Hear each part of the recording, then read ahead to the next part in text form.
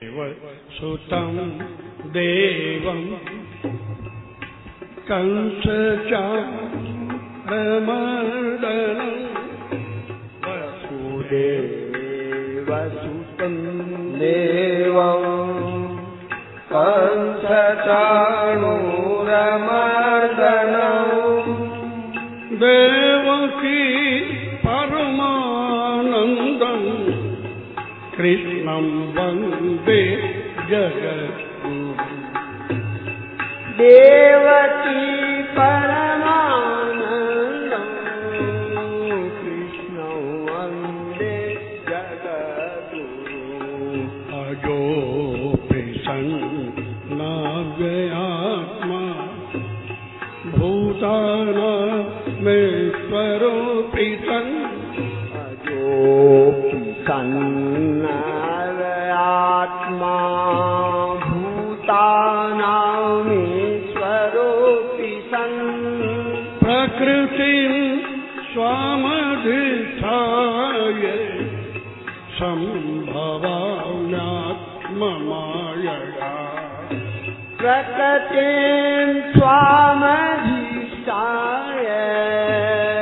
सम्भवाम्यात्ममायया यदा यदा हि धर्मस्य ग्लानिर्भवति भारत यदा यदा धर्मस्य ग्लानिर्भवति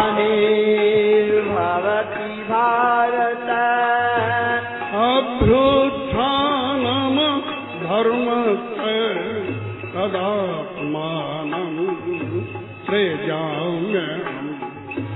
अभ्युत्थानं धर्मस्य तदात्मानं सृजाम्यहम्। परित्राणाय साधूनां विनाशाय च दुष्कृतां परित्राणाय साधूनां विनाशाय च दुष्कृतां धर्म संस्थापनार्थाय सम्भवामि युगे युगे। धर्म संस्थापनार्थाय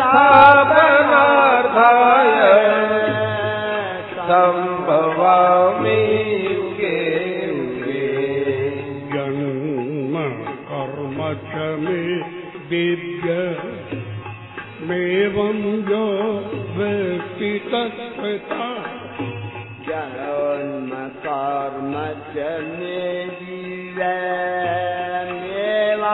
यो वेत्ति तत्त्वतः।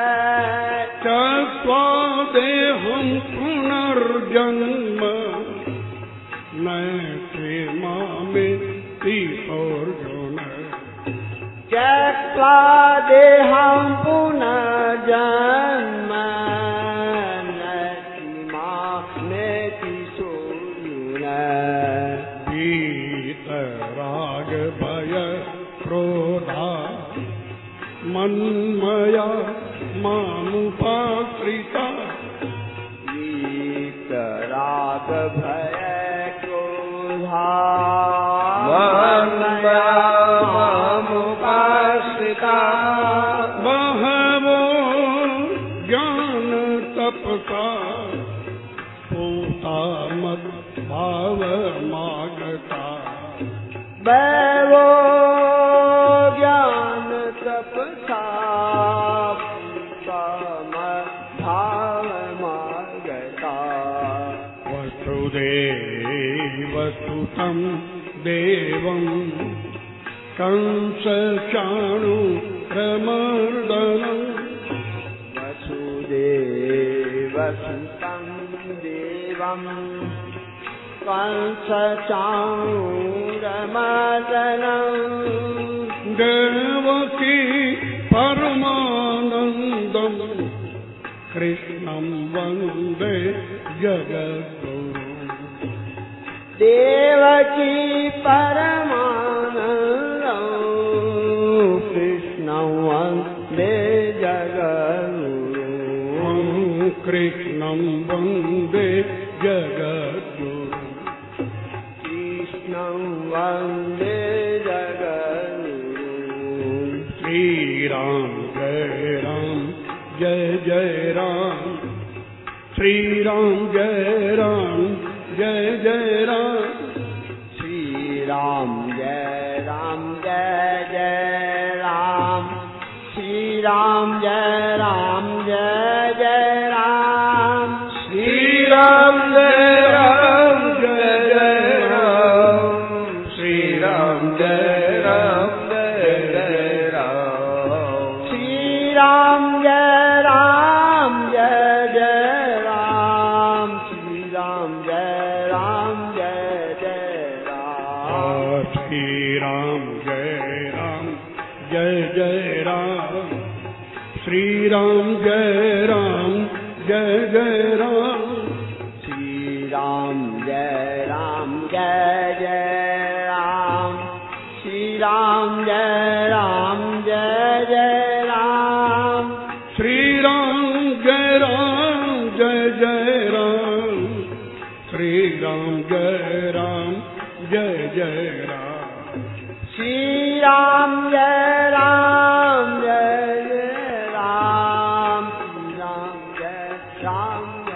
जय राम श्रीराम जय राम श्रीराम जय जय राम श्रीराम जय जय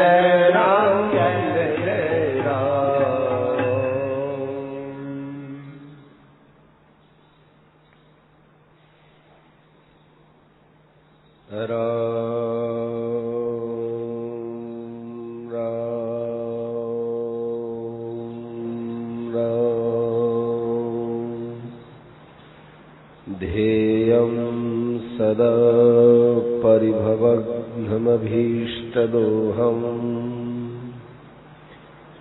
तीर्थास्पदं शिवविरिञ्चिनुतं शरण्यम् भृत्यार्तिहं प्रणतपालभवाब्धिपोतम् वन्दे महापुरुषते चरणारविन्दम्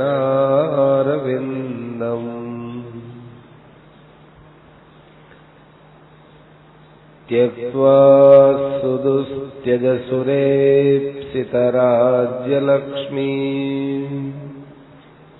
धर्मिष्ठार्यवचसा यदगादरण्यम्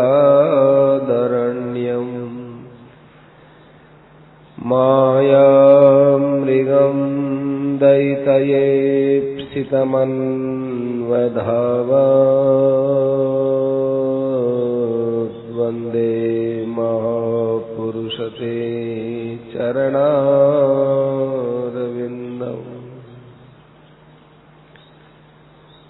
कृष्णाय वासुदेवाय देवकी नन्दनाय च नन्दगोपकुमाराय गोविन्दाय नमो नमः। 56 वर्ष पहले का एक लेख है। माताओं, बहनों, भाइयों, अब मैं जो आपको बात बताता हूं उस पर आप विशेष ध्यान देवें। हमारे यहाँ सीता बहू दरबार बैठे हुए हैं। ये समय के बहुत पक्के हैं। समय का ठीक ध्यान रखना चाहिए। समय बड़ा दामी है। इस बात को आप जितना ज्यादा महत्व देंगे उतना ही आपका समय अच्छे काम में खर्च होगा। आज आपका समय साधन भजन में क्यों नहीं लगता है? क्योंकि आपने समय की कीमत खो दी। समय को बड़ा कीमती मानिए, क्योंकि समय नहीं मिलेगा।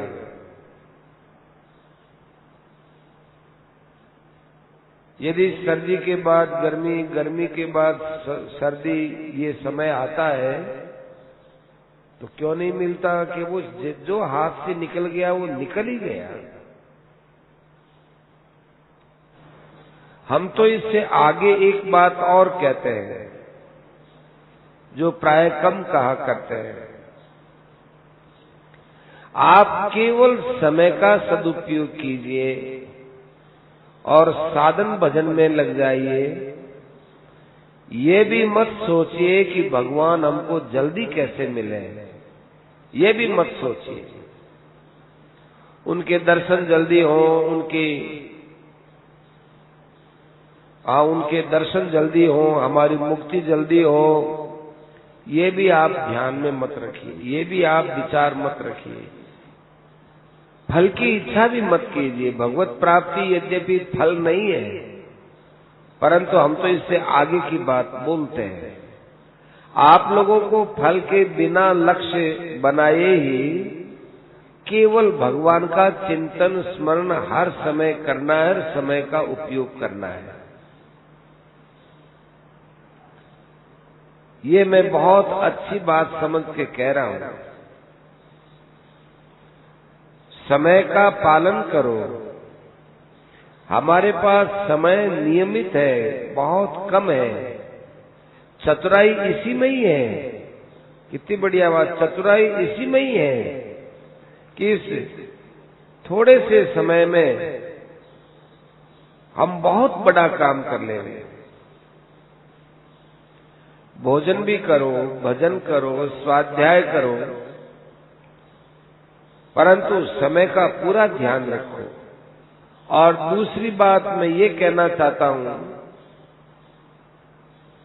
कि प्राय लोगों में देखा जाता है, घर में कोई प्राणी मर जाता है तो बहुत शोक करते हैं। किसी के घर में कोई प्राणी मर जाए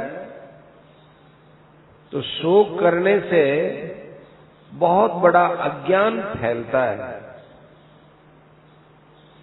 क्योंकि जो होना ही है वो तो हो ही गया। अब अपना अज्ञान क्यों फैलाओ? सत्संग करो, कीर्तन करो, भजन करो, भगवान की कथा सुनो। इससे मरने वाले प्राणी को भी शांति मिलेगी और पीछे परिवार वाले रहते हैं उनको भी शांति मिलेगी। ये बात अच्छी तरह से सत्संग करने वालों को समझ लेनी चाहिए। महाभारत में एक कथा है, जब अभिमन्यु मर गया तो सब लोग चिंता में डूब गए, शोक में डूब गए। तो भगवान ने सबको ताड़ना के साथ कहा कि तुम किसके लिए शोक करते हो? जिसके लिए शोक करना चाहिए उसके लिए तो नहीं करते, और जो शोक का विषय नहीं है उसके लिए शोक करते हो। जिसका जीवन पाप में होता है उसके लिए शोक करो। हमारे जीवन का समय भगवान के भजन के बिना खर्च हो रहा है, इसके लिए शोक करो। घर में कोई प्राणी मर गया उसके लिए क्या शोक करना है? क्योंकि मरना तो जरूर है। जिसका जीवन भगवान के याद में व्यतीत हुआ है उसके लिए शोक करने की क्या जरूरत है? दशरथ जी मरे, परिवार में हाय त्राही मच गई। उस समय वशिष्ठ जी महाराज आए, निज विज्ञान प्रकाश, अपने ज्ञान के प्रकाश से सबको शोक मुक्त किया। फिर भरत जी आए, भरत जी भी रोए। यद्यपि भरत जी का रोना दशरथ जी के लिए नहीं था, फिर भी दशरथ जी के मरने पर बुलाया तो भरत जी का जो शोक था वो दशरथ जी के मरने में शामिल किया गया। तो वशिष्ठ जी ने उनको यही समझाया कि तात पुत्र पिता के लिए शोक क्यों करते हो? तुम ये देखो कि तुम्हारे पिता धर्म का पालन करते करते सबका त्याग करके गए हैं, शोक क्यों करो? तो भरत जी महाराज में हिम्मत आ गई और भरत जी ने कितना सुंदर प्रस्ताव रखा कि राम जी के पास चित्रकूट में गए। किसी ने नहीं बताया, भरत जी के मन में पैदा हुई बात। यदि भरत जी के मन में शोक होता तो राम जी से मिलने की इच्छा पैदा ही नहीं होती। इसलिए किसी के भी मरने पर शोक नहीं करना चाहिए। शोक तो उसके लिए करो जो दया का पात्र है, जिसका जीवन पाप में गया है। उसके लिए रो कि देखो बेचारा यूं ही पाप कमा करके चला गया। हम लोगों के लिए यहाँ धन संपत्ति भी छोड़ा, लेकिन ये पाप कमा करके चला गया। इसका फल बेचारे को कहां कहां भोगना पड़ेगा। ऐसे करके शोक करना चाहिए।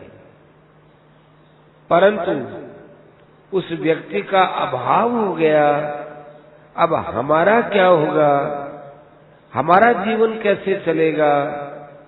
उसके साथ जो हमारा संयोग था अब वो संयोग नहीं रहा, अब वियोग हो गया, अब क्या करें? ये शोक करने लायक बात नहीं होती। घर में मर जाए तो बड़ा धैर्य रखो, हृदय को मजबूत रखो और कीर्तन करो, सत्संग करो, भगवान की चर्चा करो। इससे आपको बड़ा भारी बल मिलेगा। जो लोग सत्संग करते हैं, रात दिन इस काम में लगे हुए हैं, वे लोग किसी के मरने पर इतने विचलित नहीं होते हैं। परंतु जिनके यहाँ कभी सत्संग नहीं हुआ, जो कभी इधर विचार ही नहीं करे, उनके घर में कोई मर जाए तो वो घर डरावना हो जाता है। तो लोग इतने दुखी होते हैं, वो घर डरावना हो जाता है। कई लोग भजन साधन लगने वाले भी घर में कोई मर जाता है तो वो कहते हैं हमको अभी 12वें 13वें की व्यवस्था करनी है। तो वो स्वाध्याय भजन सत्संग का जो टाइम होता है उसको छोड़ देते हैं कि बाद में देखा जाएगा। तो जोश के साथ में वे भजन साधन करना चाहिए। ये देखो हमारे पास सीतामऊ दरबार बैठे हुए हैं। कल इनकी रानी साहिबा का शरीर शांत हुआ, परंतु ये यहीं आकर के रोज के समान बैठ के सत्संग कर रहे हैं। ये राजा है, राजा का किया हुआ काम प्रजा के लिए आदर्श होता है। ये हमें सीखना चाहिए। अरे घर में कोई मर गया, उसके बाद जो व्यवस्था करनी है उसके लिए नित्य कर्म पूजन भजन नहीं छोड़ना चाहिए। कि दाग में जाना हो तो दाग में जाओ, अंतिम क्रिया करो, सब करके आकर के और अपना भजन पूजन पाठ करो। कोई कहते हैं हम ठाकुर जी के हाथ लगावे कि नहीं। ठाकुर जी आपके अपने हैं ना, तो आपका खुद का परिवार का सदस्य है वो। चाहे वो बाल कृष्ण हो, चाहे सीताराम हो, जिन ठाकुर जी को आप रोज लड़ाते हो, खिलाते हो, पिलाते हो, वो आपके घर का एक सदस्य है। उसकी पूजा करने में कोई आपत्ति नहीं है। जीवात्मा को शांति मिले इसके लिए सब कर्म करो, भगवान की चर्चा करो। शोक करने से भगवान का अपमान होता है। मैं तो आप लोगों से ये भी प्रार्थना करता हूं कि यदि मेरा शरीर शांत हो जाए, सेठ जी कह रहे हैं मेरा शरीर शांत हो जाए, तो भूल करके भी शोक सभा मत करना। नियमित समय का पालन करो, साधन में लगे रहो। और घर गृहस्थ में तो ये घटनाएं होती रहती हैं। आज हमारे घर में कोई मर गया, कल ने हमारे संबंधी के घर में कोई मर गया, तो ये आदमी के घरों में होता ही रहता है, ये तो रोज का काम है। इसके लिए शोक क्यों करें?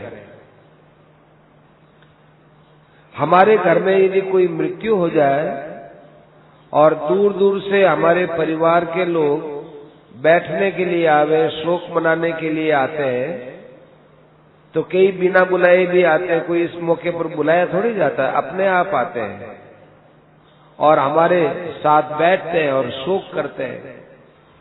और वो बात ऐसी करेंगे जिससे हमारा शोक बढ़ेगा। तो इसमें एक आपको तरकीब बताते हैं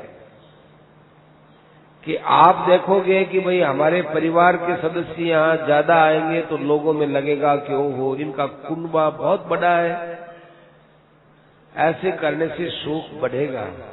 आप अपने सब परिवार वालों को बोल दो, बड़े प्रेम से लिखो, सभ्यता से लिखो, उनका आदर करते हुए लिखो कि देखो अभी आप आओगे, मौसम अच्छा नहीं है, इतनी दूर आप यात्रा करोगे, बड़ी धूप पड़ती है और जो घटना होनी थी वो घटना तो हो चुकी। अब आप यदि न आवे तो आपको कष्ट नहीं होगा, इसलिए हम आपको मना करते हैं। इतने पर भी फिर भी कोई आवे तो अच्छी बात है, परंतु नम्रता से निवेदन कर देवे कि शोक न करें। और जब परिवार वाले खुद शोक नहीं करेंगे तो दूसरे व्यक्ति का साहस नहीं होगा कि वे आपके अंदर शोक पैदा करने वाली बात कहें। पर आजकल तो शोक का भी प्रदर्शन करते हैं, ये अच्छी बात नहीं है। किसी भी हालत में ये मृतक के लिए शोक नहीं करना चाहिए। और आपको खास बात सुनाता हूं, जिसको हम निष्काम भाव कहते हैं, स्वार्थ का त्याग करते हैं, उसके करने से, निष्काम भाव करने से या स्वार्थ का त्याग करने से हमारे हृदय में एक अपार प्रसन्नता होती है।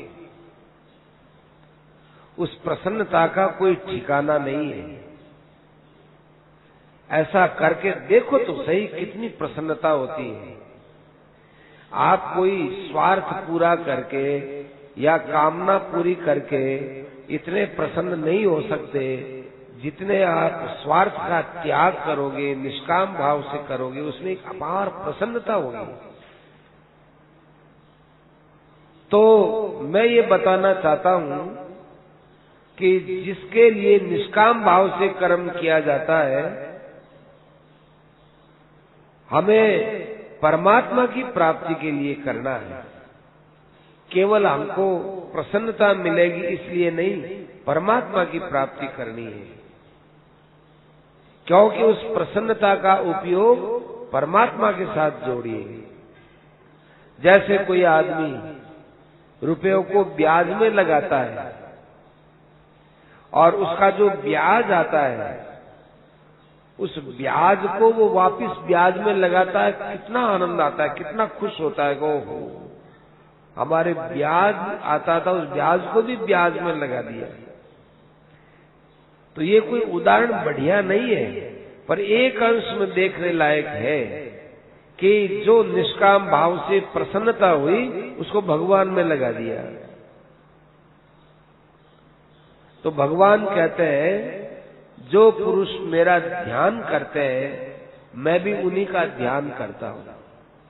लोग कहते हैं हमको ध्यान की बात अच्छी नहीं लगती, समझ में नहीं आती। अच्छी नहीं लगती मतलब समझ में नहीं आती। भगवान का ध्यान करते तो भगवान कहते मैं भी उनका ध्यान करता हूं।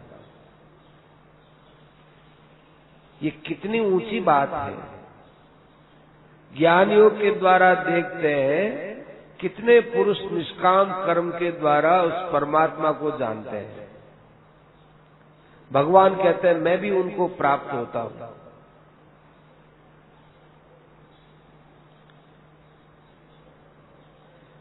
परमात्मा के लिए जो निष्काम भाव होकर लगते हैं उन पर भगवान की अपार कृपा समझनी चाहिए। तीसरी बात मैं और बताता हूं कि आप लोग परिवार में रहते हो तो इसमें राग द्वेष बहुत ज्यादा फैला हुआ रहता है। ये राग और द्वेष आपके परिवार को खोखला कर देता है, प्रेम को खोखला कर देता है। राग और द्वेष के त्याग से आपका अंतःकरण पवित्र होगा और मरने के बाद आपका अंतःकरण साथ जाएगा। उसको बढ़िया बना करके जाओ तो ये आपके लिए आगे बढ़िया परिस्थिति पैदा करेगा, और इसको गंदा करके जाओगे तो गंदी बात आगे भी आपको दुख देगा। इसलिए राग द्वेष मत करो, परिवार में एक एक का हित करो। ऐसा सोच के करो कि इसका हित करने से भगवान प्रसन्न होंगे, इसका हित करने से भगवान प्रसन्न होंगे। ऐसा करके देखो, अंतःकरण में बड़ी शांति मिलेगी। प्रसादे सर्व दुखानाम हानिरस्योपजायते। जिसके अंतःकरण में प्रसन्नता पैदा होती है उसका लक्षण है कि सब दुखों का नाश हो जाता है और प्रसन्न मन के अंदर परमात्मा की प्राप्ति की निश्चय की बात बैठती है, शांति प्राप्त होती है। स्थित प्रज्ञ की जो बात है वो बात आ जाती है। छोटी सी बात है, राग द्वेष नहीं करना, क्योंकि किसी वस्तु को लेकर ही किसी से राग द्वेष होता है। वस्तु तो हमारे प्रारब्ध से मिलेगी और व्यवहार कोई हमारे साथ खराब करता है तो वो भी हमारे भाग्य से कर रहा है, हमारे भाग्य में लिखा है इसलिए कर रहा है। इसलिए दूसरे के व्यवहार को मत देखो, अपना व्यवहार सुधारो। तो हमें निष्काम भाव से स्वार्थ रहित होकर कर्म करने चाहिए। जैसे भगवान का भक्त है वह हरदम सोचता है कि भगवान कैसे मिले, कैसे मिले, कैसे मिले। इसी प्रकार से जो निष्काम कर्म करने वाले हैं वो भी यही सोचे कि मेरे मन में कभी कामना न हो जाए। ऐसा जो महात्मा है जो संसार में रहता हुआ भी किसी से कोई संबंध नहीं रखता है, वह बहुत श्रेष्ठ पुरुष होता है। श्रेष्ठ पुरुष जो आचरण करते हैं दूसरे लोग भी उसी का ही अनुसरण करते हैं। इसलिए जो महात्मा पुरुष है उनको अपनी क्रियाओं में, अपने आचरणों में बहुत ध्यान देना चाहिए। वैसे भी महात्माओं के द्वारा स्वाभाविक अच्छे ही आचरण होते हैं, पर जिनका लोग आदर्श मानते हैं उनको अपने आचरणों पर बहुत ध्यान देना चाहिए। कभी कभी लोग समझते हैं कि हमारे भाव अच्छे हैं, बाहर की क्रिया चाहे कैसी हो, ऐसा महात्मा के अंदर भाव नहीं आना चाहिए। आदर्श पुरुष को ऐसा नहीं देखना चाहिए, क्योंकि भाव मन का कौन देखता है? भाव तो किसी का पता चलता नहीं, क्रिया ही दिखती। इसलिए क्रिया आदर्श होनी चाहिए। इसीलिए उपनिषदों में आता है जो आचार्य होते हैं वे शिष्य को शिक्षा देते हैं, सत्यम वद, धर्मम चर, सत्य बोलो, धर्म का आचरण करो, और इसके साथ साथ ये भी कह देते हैं कि मुझ में जो गुण है उनको तुम धारण करना, और जो मेरे में दोष है उनको कभी स्वीकार मत करना। तो श्रेष्ठ पुरुष इस बात से डरते रहते हैं कि हमारे द्वारा कोई दोष न हो जाए, कोई गलती न हो जाए। गीता में कहा है कि यस्मान्नो द्विजते लोको लोकान्नो द्विजते चय है हर्षामर्ष भयोद्वेगैर मुक्तो यह सच में प्रिय है। जो किसी से नाराज नहीं होता, उद्विग्न नहीं होता, उखड़ता नहीं, और जो दूसरों को उखाड़ता नहीं, दूसरों के अंदर क्रोध पैदा करता नहीं, और खुद दूसरों से उद्विग्न होता नहीं, और जो हर्ष से, शोक से, क्रोध से रहित है, भय से रहित है, सब उद्वेगों से रहित है, वो मुझे बहुत प्यारा लगता है। यहाँ भगवान ने ये नहीं कहा कि वो मेरा भजन करता है कि नहीं करता है। वो भगवान तो कहते हैं कि यदि इतनी बात आ गई तो वो मेरे लिए बहुत प्यारा हो गया। भजन तो हमें करना ही है। इसलिए हमें ये सोचना चाहिए कि परिवार के अंदर हम जितने सदस्य रहते हैं, मैं किसी के भी मन के अंदर क्रोध पैदा करने का कारण न बनूं। मुझमें किसी भी प्रकार की बुराई न आवे और दूसरों की बुराई से भी मैं नाराज न हूं। प्राय लोग ऐसा मानते हैं कि हम तो बहुत ठीक हैं, लेकिन दूसरे लोगों की बुराई से हमें कष्ट हो जाता है। नहीं होना चाहिए। हमें इस बात का ध्यान रखना चाहिए। सावधानी में ही तो मनुष्य की मनुष्यता है। ऐसा ख्याल रखते हुए यदि बुराई आ जाए, क्रोध आ जाए, तो अपनी गलती माननी चाहिए। सफाई नहीं देनी चाहिए कि मेरा क्या दोष है, मैंने क्या बिगाड़ दिया। जब तुम क्रोध करोगे तो मेरे भी क्रोध आएगा, जब तुम ऐसा करोगे, बुरा करोगे, तो फिर हम पीछे क्यों रहेंगे। ऐसे सफाई दे करके अपने स्वभाव को खराब करना है, सफाई नहीं देनी चाहिए। यदि हमारे स्वभाव से गलती हो गई तो समझो कि ओहो बड़ी खतरनाक बात हो गई। और यदि हम सफाई देते रहेंगे तो मरेंगे तब तक हम हमारा दोष नहीं निकाल सकते। हम कभी भी दोषों से रहित नहीं हो सकते। सफाई मत दो। कोई हमारे पर झूठा ही आरोप करे तो भी चुप रहो, शांत रहो। उसमें भी सफाई देना ठीक नहीं है। सफाई देते हैं यही गलती है। लोग क्या हम क्या हमारा झूठा नाम लगाते हैं साहब, हमारा झूठा नाम लगा दिया तो भी सफाई मत दो, लगा दिया चुप रहो। यदि आप सफाई दोगे तो ये सफाई देना गलती हो गई। बल्कि माने यही कि कहीं न कहीं मेरा दोष है, ऐसा अपने में माने। देखो इसमें नहीं आया, सेठ जी ने कहा कि हम किसी का अच्छा करते हैं और वो हमारा बुरा करता है, उसमें भी समझना चाहिए कि मेरी कहीं न कहीं बुराई है, कहीं न कहीं गलती है। तो पूछा सेठ जी हमारी गलती है ही नहीं। कि देखो हमने अच्छा किया तो वो अच्छा उसके हृदय में प्रवेश क्यों नहीं किया, उसका हृदय हमारी अच्छाई से बदला क्यों नहीं। यदि उसका हृदय नहीं बदला है तो जरूर हमारी कहीं न कहीं गलती है। इतनी अपनी गलती देखनी चाहिए। कितनी ऊंची बात है। यह मानना चाहिए कि दोष मेरा है। वो आदमी अपना बहुत जल्दी सुधार कर लेगा।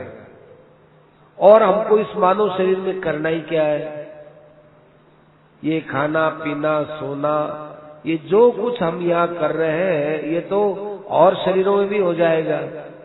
स्वभाव थोड़ी बदल जाएगा, सुधार थोड़ी हो जाएगा। यहाँ केवल सुधार करने के लिए ही तो आए हैं और हमारा कोई काम नहीं है। भगवान ने ये नहीं कहा कि जिसको भी उद्विग्न हो जाए तो उसे दूर कर देना चाहिए। ये कहा है कि उद्वेग होना ही नहीं चाहिए। माने जिससे उद्विग्न हो जाए, अब मेरे से यदि आपको उद्विग्न हो गया तो आप मेरे को दूर कर दो, तो ऐसा नहीं। उद्विग्न हो जाए उसको दूर कर दो, ये भगवान ने नहीं कहा है। भगवान ने कहा है कि आप उद्विग्न मत हो। वर्तमान में बहुत विपरीत बातें हो रही है। जब मैं कहूं कि ये मुझे गालियां देता है बिना अपराध के, तो मुझे क्रोध नहीं आएगा क्या? हम कहां तक बर्दाश्त करेंगे? ऐसा मैं कहूं तो लोग मेरे को प्रोत्साहित करेंगे, हाँ हाँ बिल्कुल ठीक है, आप तो बिल्कुल ठीक हो, और ये आपको गालियां निकालता है तो क्रोध तो आएगा ही। ऐसे लोग हमें हम मिलाते हैं और कहते हैं हाँ ठीक है, आप कहते हैं ये ठीक है, तो फिर मेरा क्रोध और बढ़ता है। ओ देखो इतने आदमियों ने मेरा समर्थन कर दिया।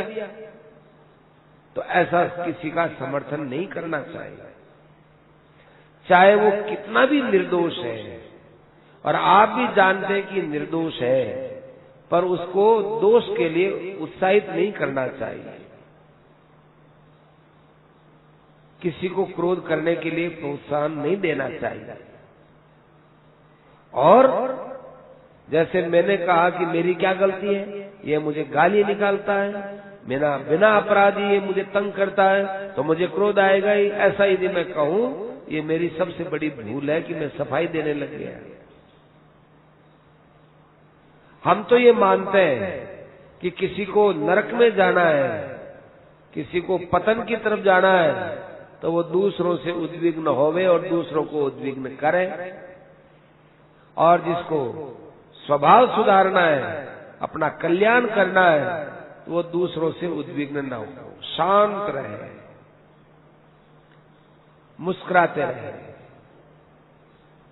हमें ऐसा व्यवहार करना चाहिए जिससे दूसरों को दुख न हो। और यदि हमारे आचरणों को देखकर, व्यवहार को देखकर किसी को दुख होता है, भय होता है, किसी को क्रोध आता है, उद्विग्न होता है, तो समझना चाहिए कि उसका कारण मैं हूं और मैं और सुधार करूं, और सुधार करूं। यदि दूसरों से अपने को दुख हो, अपना क्रोध आए, तब भी अपनी गलती समझे। क्यों? क्योंकि संसार में सभी लोग स्वतंत्र हैं, कोई कुछ भी करेगा, ये स्वतंत्र है, वो कुछ भी करेंगे। हमें उसकी क्रिया पर क्यों दुख हो, क्यों आचरण पर क्रोध आए, क्यों दुख लगे? हमें दुखी नहीं होना चाहिए। वह खोटा करता है तो करे, अपने को दूर रहना चाहिए। कि हमारी बुराई करता है तो इतने पर भी दुख नहीं होना चाहिए। ज्यादा से ज्यादा यदि आपको तकलीफ हो और यदि आपके क्रोध आ ही गया हो, तो उससे हाथ जोड़ करके बड़े नम्रता से मुस्कुरा करके कह दे कि भाई आप जो ये कार्य करते हो, इसके द्वारा न आपका भला है न हमारा भला है, और इसमें आपका अहित ज्यादा है, क्योंकि आप गलती कर रहे हो। इससे ज्यादा उसको नहीं कहना चाहिए, क्योंकि ज्यादा कहने पर उसके मन पर असर पड़ेगा कि हमारे पर शासन करता है और ये हमको नीचा दिखाता है। तो ऐसा करने से अगले के मन में ज्यादा खराबी आएगी और अपन उसके पतन में कारण बन जाएंगे। इसलिए कहना हो तो नम्रता से कह दो, नहीं कहो तो और ही अच्छी बात। संसार में अपने मन की बात होती है तो खुशी आती है, और अपने मन के विरुद्ध बात हो जाए तो ईर्ष्या होती है, जलन होती है, उद्वेग आता है कि हमारी बात नहीं मानी। तो अनुकूल में हर्ष और प्रतिकूल में अमर्ष, माने क्रोध, द्वेष, ईर्ष्या, तो ये बड़ा भयंकर दोष है, अपने अंदर घटता है। इसको दूर करना चाहिए। किसी के भाव को, क्रिया को, आचरण को देख करके भी उद्विग्न नहीं होने वाली जो बात कही है, ये बहुत मामूली, बहुत ऊंची बात है। ये कोई मामूली बात नहीं, बहुत ऊंची बात है।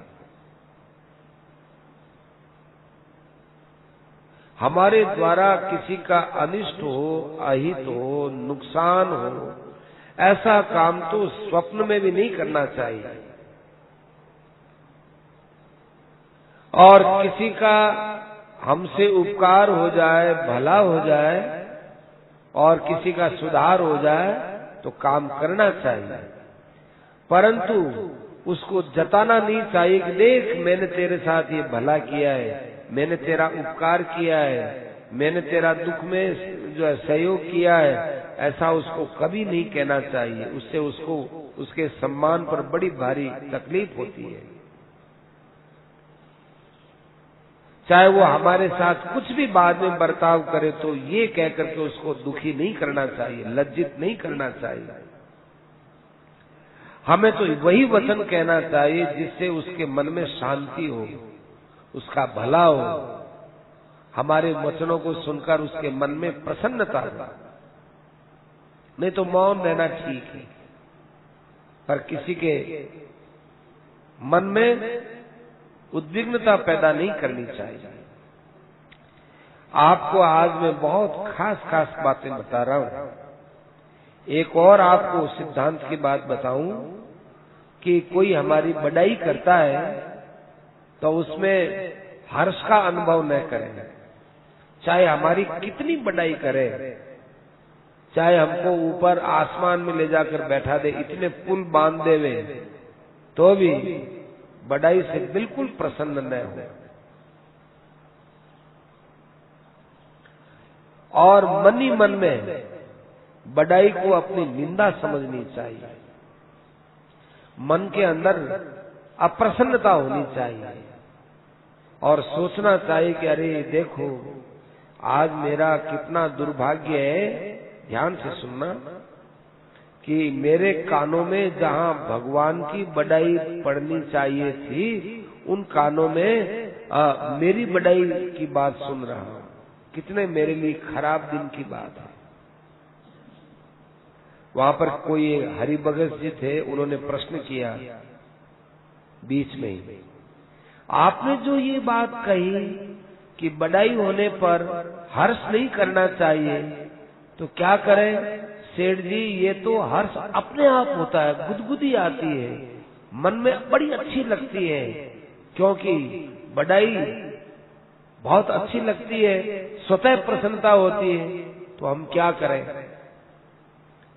सेठ जी ने उत्तर दिया, देखो हरिभगत जी, ये बात तो लाखों आदमियों में मिलेगी कि हमको बड़ाई अच्छी लगती है, हमको मान आदर अच्छा लगता है, हमको मान बड़ाई में गुदगुदी आती है। ये बात तो लाखों आदमी कहेंगे। आप लोग रात दिन सत्संग करते हो और थाने भगवान प्यारा लागे, बी जगह थाने बड़ाई प्यारी क्यों लागन लगी? थे तो कम से कम आ बात नहीं कहो कि माने मान बड़ाई प्यारी लगे। देखो भगवान विश्व ही प्रसन्न हुए जो भगवान से प्यार करे। थे जब थारी मान बड़ाई से प्यार करो तो भगवान से थे कठे प्यार करया। थारो भगवान को प्रेम है के? प्रेम को नहीं। यस्मान्नोद्विजते लोको लोकान्नोद्विजते थे, ये बात में थे क्यों भूलो? यो न रिष्यति न द्वेष्टि न शोचति न कांक्षति शुभाशुभ परित्यागी भक्तिमान यह समय प्रिय है। जो कभी हर्ष नहीं करे, जो कोई रे साथ द्वेष नहीं रखे, जो कोई भी घटना हो जाए में शोक नहीं करे, और जो कोई सु किसी प्रकार की स्वार्थ की पूर्ति नहीं चाहे, जो शुभ और अशुभ सब कर्मा से अपनो कोई मतलब नहीं रखे, वो हमारी भक्ति करने वालों मन बहुत प्यारो लागे। कितनी ऊंची बात भगवान कही है और थे मान बढ़ाई था ना प्यारी लागन लागी। एक आदमी ने हमारी बढ़ाई करी कि साहब जयदयाल बहुत बड़ो ज्ञानी है, बहुत बड़ो योगी है, बहुत बड़ो भक्त है। आ बात सुन करके मैं जयदयाल खुश हो गयो। तो फिर आ बात तो साधारण बात हुई, फिर हर आदमी में मामे के फर्क हुई। ये तो संसार में सब जगह देखने में मिलता है। विशेषता क्या है कि बड़ाई करने पर भी मन में प्रसन्नता न हो, बुराई करने पर भी मन में दुख न हो। ये विशेषता की बात है। और भक्ति मार्ग वालों तो आ सोचे कि मारे द्वारा कोई अच्छो हो, वो मैं नहीं करियो, भगवान करियो, भगवान की कृपा से हो। भगवान और विश्व ऊंचो कोई वह वो कहे कि भगवान ही करे, मैं तो करे ही नहीं, मैं क्या कर सकूं। सारे सृष्टि ने रचने वालों भगवान है, वो सब चीजा में कितनी कितनी चीजा करे। वो यदि इस शरीर से कोई बढ़िया काम करा दिया तो वो ही करायो है, मैं करने वालों क्यों कौन हूं, यह सोचे। यदि कोई बड़ाई करे तो रोना चाहिए कि ओहो मेरे कितो घाटो लाग गयो। करने वाला तो आप लोग बहुत बड़ो काम कर गयो, लेकिन मारे वास्ते कितो घाटो राख दियो। जो आदमी बड़ाई करे, बड़ाई करना तो मेरी सज्जनता है, वो तो बहुत बड़ो काम कर लियो आप लोग, क्योंकि सबरी बड़ाई करनी। लेकिन मेरे लिए कितो घाटो हो गयो, रोना चाहिए। बड़ाई किसी और की और करे कोई और तो अन्याय हो गयो। माने करे तो राम जी और बड़ाई वह मारी।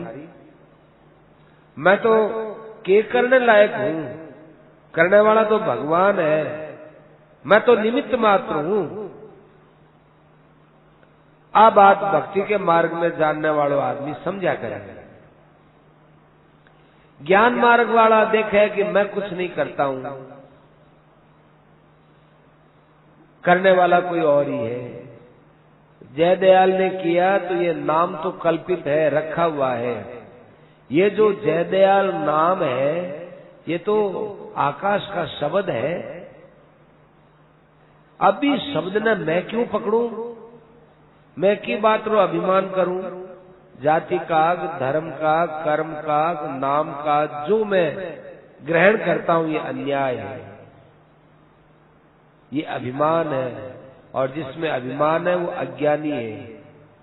जिसके मूल में अज्ञान है वो महात्मा कैसे होगा, वो तो अज्ञानी हुआ, क्योंकि अभिमान तो अज्ञान का कारण होता है। ज्ञानी महात्मा तो कोई बिरला ही हुए, अभिमान्य शून्य होकर के निष्काम भाव से कर्म करे।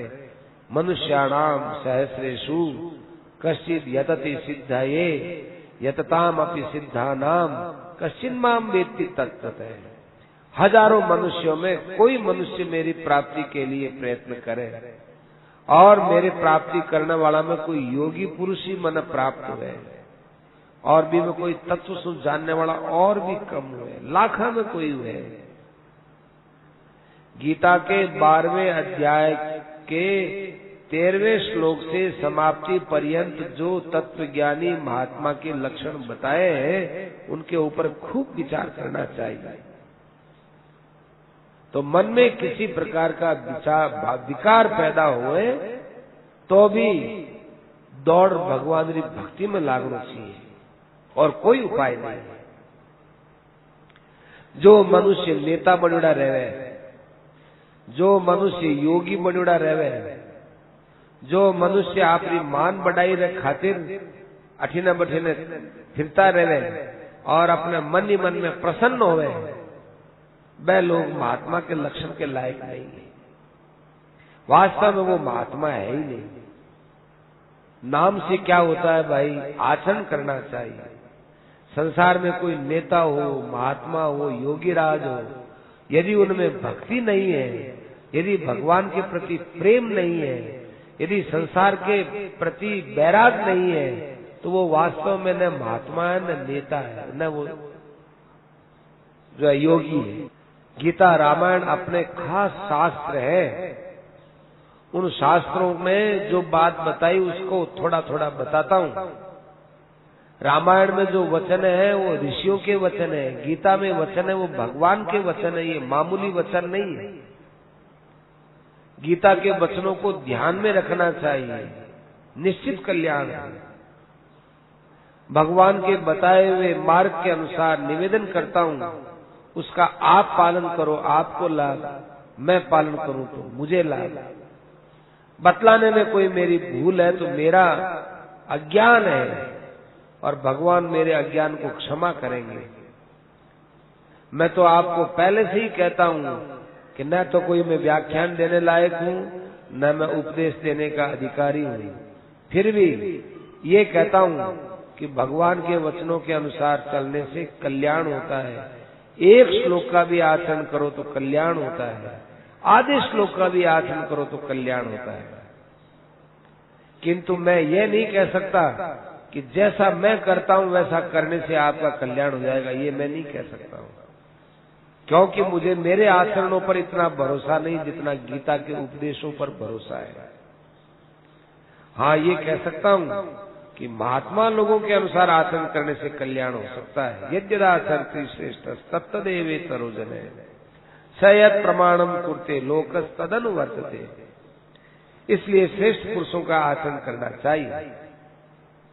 दूसरी बात मैं और कहता हूं, कोई मेरी पूजा करे तो मैं इसे कलंक मानता हूं, किंतु यदि कोई मेरी बीमारी में सेवा करे या जो मैं चाहता हूं उसके अनुकूल करे, उसका मैं ऋणी जरूर हूं। पर यह नहीं कह सकता कि जाओ मैं आशीर्वाद देता हूं तुम्हारा कल्याण हो जाएगा, तुमने हमारी खूब सेवा की, तुमने हमारी पूजा की और हमने तुम्हारे सिर पर हाथ रख दिया, तुम्हारा कल्याण हो जाए, ऐसा मैं नहीं कह सकता। महात्माओं की सेवा से कल्याण होता है। गीता में कहा है, तद्विद्धि प्रणिपातेन परिप्रश्नेन सेवया उपदेक्षन्ति ते ज्ञानम ज्ञानिनः तत्वदर्शिनः। परंतु मैं अपनी व्यक्तिगत बात कहता हूं कि मेरी सेवा करी, मेरी बात मानी तो मैं उसका ऋणी हूं, लेकिन उसका कल्याण कर दूं ये मेरे में हाथ की बात नहीं है। बात जो मानने वाले हैं, जैसे आप लोग सत्संग करते हैं तो मेरी बात मानने वाले हो तो मैं आपका आभारी हूं। आप कहते हैं आपने तो बड़े लाभ की बात बताई, तो आप आभारी क्यों हैं? ताकि हम आपसे अधिक मुझे भी लाभ होता है। यदि आप लोग यहाँ ऋषिकेश में नहीं हो तो मैं किसको सुनाऊं? क्या पहाड़ों को सुनाऊं? क्या वृक्षों को सुनाऊं? आपने कैसी कृपा की कि आपने मुझे सुनाने के लिए कहा और भगवान की बातें सुनाई, आपको भी अच्छी लगी, मेरे को भी अच्छी लगी, तो इसमें खासियत तो भगवान की है। इसलिए हमारी तरफ मत देखो, भगवान की तरफ देखो। जो भी बात सुनाता हूं वह ऐसा ही है जैसे सूर्य का प्रतिबिंब पानी में पड़ता है, दर्पण में पड़ता है, ऐसे भगवान का चरित्र का प्रतिबिंब आपके हृदय में पड़ता है। जो भी वाणी के द्वारा कहा जाता है सब भाई लोग सुनते नहीं है। कोई को नींद आ जाती है, कोई रो मन इधर उधर चलो जावे, और थोड़ी बहुत बातें समझे तो वो बुद्धि में पकड़ नहीं सके, तो आप लोगों को विशेष लाभ नहीं होता, फिर भी आपको बात अच्छी लगती है, तो फिर मुझे भी तो लाभ होता होगा। आप लोग मेरी बात सुनते हो, मैं आपका उपकार मानता हूं। गीता ने कहा है वो वचन मैंने जीवन में काम में लिया तो मेरा कल्याण, तुम काम में लाओ तो तुम्हारा कल्याण। मैं ये नहीं कह सकता कि मेरा तो कल्याण हुआ या नहीं, आप लोगों की बात आप करो। मैं तो इतना ही कह सकता हूं कि भाई तुम काम में लाओ तुम्हारा कल्याण, मैं लाऊं तो मेरा कल्याण। जो महात्मा के और परमात्मा के वचनों को माने उनका कल्याण। महात्माओं की सेवा से लाभ होता है, किंतु वे है महात्मा कौन है? ये महात्मा शब्द भी हर किसी के लिए लागू नहीं हो सकता, खूब अच्छी तरह से समझना चाहिए। आप लोग दूर दूर से चलकर अपना कल्याण करने के लिए सत्संग में आए हो और सत्संग में लगे हो, आपका कृतज्ञ हूं। और इतने पर भी कल्याण नहीं हुआ तो भाई अब भगवान के हाथ की बात है। देखो अपने 3 आदमी हैं, एक तो मैं भगवान की बात कहने वाला, एक आप भगवान की बात सुनने वाले, और आपके और हमारे दोनों के परम प्रकाशक भगवान स्वयं तीन हैं, किंतु मुख्य तो आप और भगवान है। मैं तो केवल भगवान की बात आप तक पहुंचा सकता हूं और इसमें हमारा अपना कुछ नहीं है। जैसे डाकिया मनी ऑर्डर से पैसा देता है तो जिसका पैसा है उससे पैसा रवाना हो गया और जिसको पैसा मिलता है उसको पैसा दे दिया। डाकिया को तो वही तनख्वाह मिलने वाली है, चाहे वो 100 रुपए का मनी ऑर्डर आवे और चाहे 100 रुपए का मनी ऑर्डर न आवे, उसको तो 100 रुपए में से कुछ भी मिलने वाला नहीं है। ऐसे भगवान की बात आपको प्रिय लगे, आप पर भगवान की असीम कृपा होगी। और बढ़िया बात आपको सुनावे कि आप भगवान के वचनों को सुनते हैं और सुनने से कल्याण न हो, इसका कारण क्या है? कारण यह है कि या तो हमारे अंदर श्रद्धा की कमी है या कहने वाले में ज्ञान की कमी है, परंतु भगवान में किसी प्रकार की कमी नहीं है। भगवान तो वास्तव में कोई कमी वाले नहीं है। भगवान के दया सब कहता था और वो लोगों को कहता था, मर गया होगा तब तक। सेठ जी कह रहे हैं अपने लोगों में एक आदमी था, उसका नाम नहीं लेता, वो अपने को महात्मा कहलाता था कि मैं महात्मा हूं, मेरी पूजा करो, मेरा ध्यान करो, मेरा ऊठन खाओ, कल्याण हो जाएगा। तो मैं तो जोर से कहता हूं कि ऐसा कभी नहीं करना चाहिए। जो ऐसा कहते हैं वो पाप के भागी होते हैं।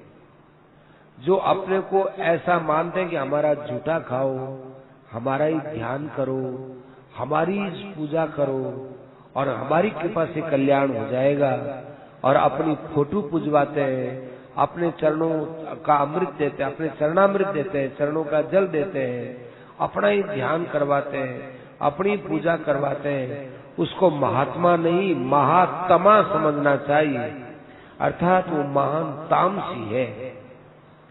आजकल तो ऐसा रिवाज चल गया, ये जो गुरुडम है, अर्थात गुरु ही सब कुछ है, भगवान की तरफ जो लोगों को नहीं लगाकर अपने अंदर ही लगाते हैं, इससे बड़ी नास्तिकता फैल रही है। जैसे आजकल लोग महात्माओं के आसन पर बैठकर, वक्ता के आसन पर बैठकर कहते हैं हम योगीराज हैं, हमारा ध्यान करो, हमारी पूजा करो, तुम्हारा कल्याण होगा। ऐसे लोगों से बहुत बड़ा भारी खतरा है, सावधान रहना चाहिए। झूठन तो किसी का भी नहीं खाना चाहिए। झूठा खाने से पाप बुद्धि होती है। एक तो जो झूठन होता है उसमें ग्लानि नहीं होती, ये भी एक पाप ही है, फिर आगे पाप बढ़ेगा ही।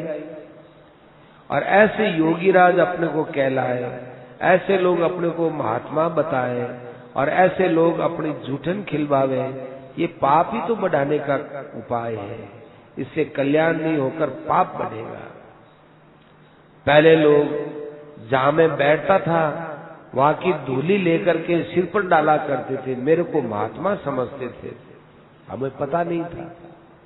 जब हमको पता चला तो हमने उनको बुला करके कहा कि भाई यदि आपको हमारे सिर पर जूते से मारना हो तो बड़े आराम से मारो, किंतु ये हमारे चरणों की धूली लेकर कलंक मत लगाओ। आप लोग ऐसा न करें। किसी ने कहा हम तो आपको महात्मा मानते हैं, तो हम कहते हैं यदि महात्मा मानते हो तो भी इतना निरादर मत करो, इतना मेरा अपमान मत करो।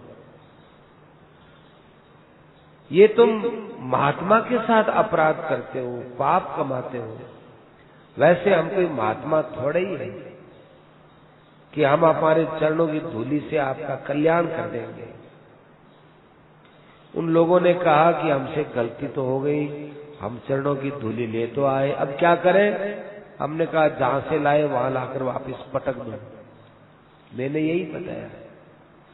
तो मैं ये कह रहा था कि जो लोग मान बढ़ाई के लिए, प्रतिष्ठा के लिए अपने आप को महात्मा बताकर जूठन खिलाते हैं और जूठन खिला करके कल्याण की बात बताने की बात कहते हैं, बिल्कुल पाप है। जूठा खाना तो हर हालत में खराब है। हाँ, पुत्र है वो पिता का झूठा, शिष्य है वो गुरु का झूठा, पत्नी है वो पति का झूठा प्रसाद मानकर खावे तो कोई बड़ा भारी नुकसान नहीं है, किंतु कोई ढोंगी महात्मा कहला करके और जूठन खिलावे, ये महान कलंक की बात है।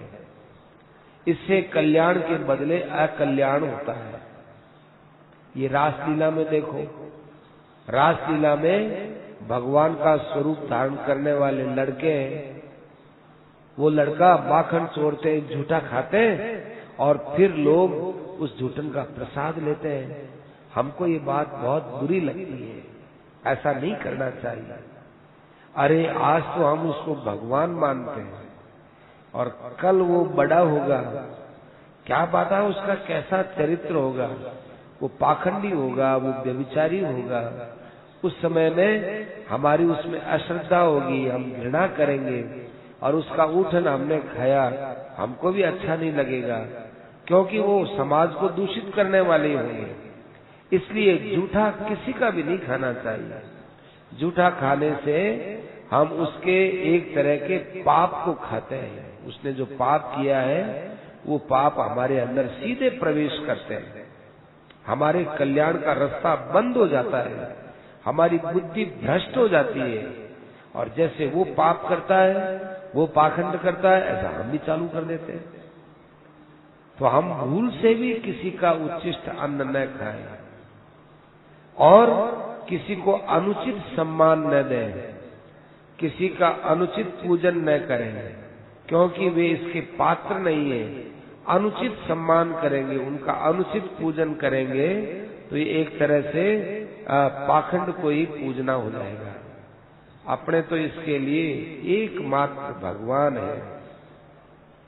भगवान का ही ध्यान करो, भगवान का ही पूजन करो, भगवान का ही प्रसाद लो, इसी में ही अपना सबका कल्याण है और ये हमारा अधिकार भी है। नारायण